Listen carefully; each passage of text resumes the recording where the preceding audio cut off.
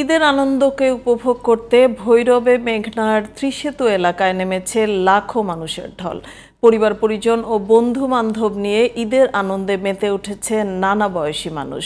পর্যটকের ভিড় লেগেছে হবিগঞ্জের সাতছড়ি জাতীয় উদ্যানেও। পরিবার পরিজন নিয়ে দেশের দূর দূরান্তের জেলা থেকে ঈদের আনন্দকে উপভোগ করতে এসেছেন অনেকে। ভৈরব ও হবিগঞ্জ প্রতিনিধিদের পাঠানো রিপোর্ট জানাচ্ছেন প্রতিভা দাস। ঈদের আনন্দকে ভাগাভাগি করতে ভৈরবের মেঘনা পাড় ত্রিসেতুর নিচে নেমেছে নানা বয়সী লাখো মানুষের ঢল। কেউ ঘোড়ায় চড়ে, আবার কেউ নাগরদোলায় চড়ে বেজায় খুশি। আর এ সময় বাড়তি রোজগারের আশায় খাবার সহ বাচ্চাদের হরেক রকম খেলনার পসরা বসান ভ্রাম্যমাণ দোকানিরা। পরিবার পরিজন নিয়ে এখানে ঘুরতে আসছি। এখানে খুব সুন্দর একটা পরিবেশ।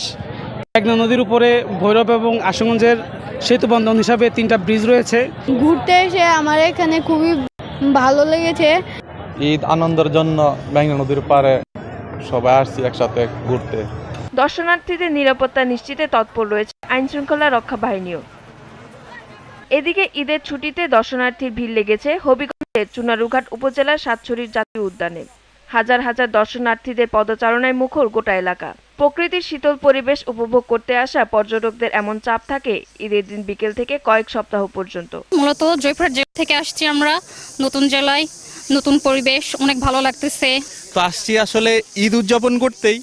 এই ঈদকে ঘিরে চেয়েছি যে এটা সময়টাকে আরো মধুর করে রাখতে, তাই সবাই মিলে ঈদটাকে আরো এনজয় করতে।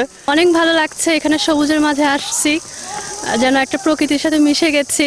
পর্যটকদের আনন্দ উপভোগ নির্বিঘ্ন করতে 3 স্তরের নিরাপত্তা ব্যবস্থা নিয়েছে পুলিশ।